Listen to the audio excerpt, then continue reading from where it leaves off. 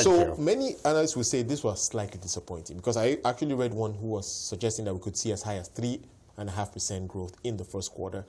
But then we're seeing again that it's really an oil sector driven growth. The non-oil sector is actually, if you like, contracting again. Right. And that should be worrying, I'm sure, to many of your members. It should be worrying. My own expectation was actually something similar, meaning that it would have been, it's not going to be as rosy as the other analysts you were mentioning. Right. And the reason simply is that Q1 of last year, oil price on average was $54 per barrel.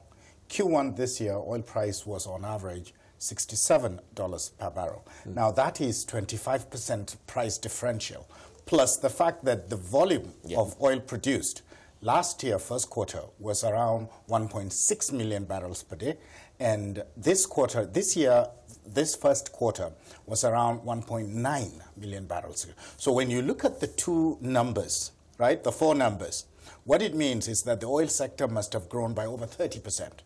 And so if I then bring it down at the rate of oil to the GDP, which is about 8%, then that would put it somewhere around the 14% or so you've seen. Right. And outside of that, agric, it is not the agric period per se. Winter, which is December, January, February, there would be very little other than irrigated lands. Right.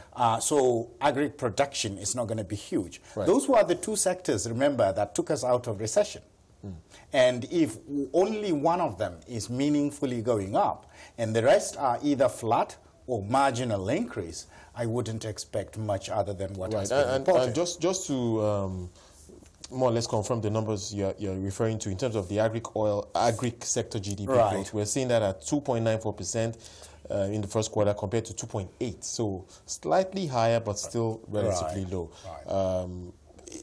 And manufacturing, which I think will be very important to draw attention to, there we saw a real GDP growth of 3.3%.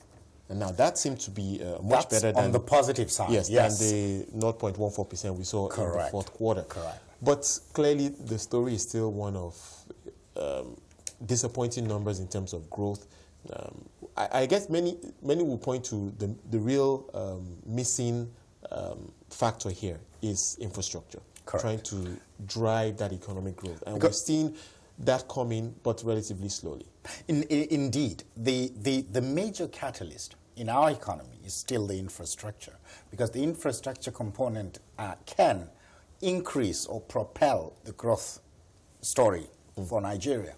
Now, what we have here is still, people are celebrating the fact that we've come out of recession. Yes, that's fine.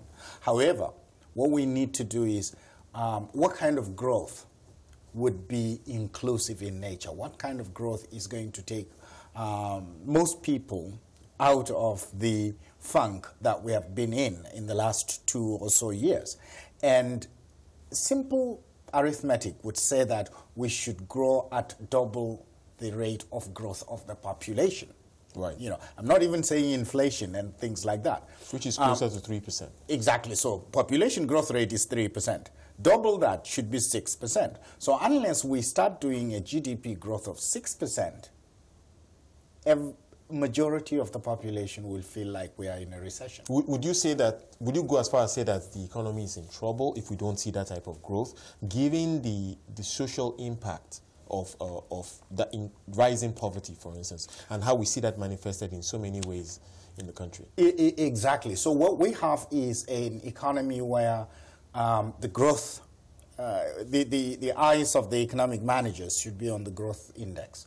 And the other question is that are those growths, is that growth going to be inclusive? And for you to do that, some of the social safety nets that this government has come to bear, it needs to clearly, they need to take action and they need to pump in the necessary ingredients. But the most fundamental is actually the catalyst that would generate jobs. Right. And jobs only lie in many of the key sectors that we have seen coming out of the funk, so to speak, agri, manufacturing. Those are places that readily provide jobs. Services, yes. However, what in this economy, we need to first generate the core jobs. Agric has that opportunity, and in agric, I'm not just talking about crop production, which is primarily where our agric play is. 91% of our agric sector is in the crop production.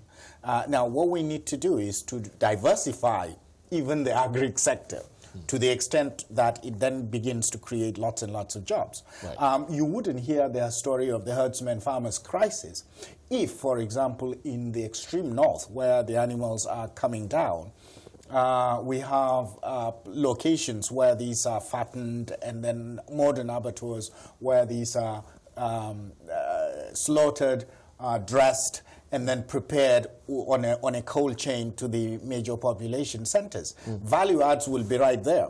Jobs would be created right there. And then some of those other social malfeasance and social issues will not come about. Right.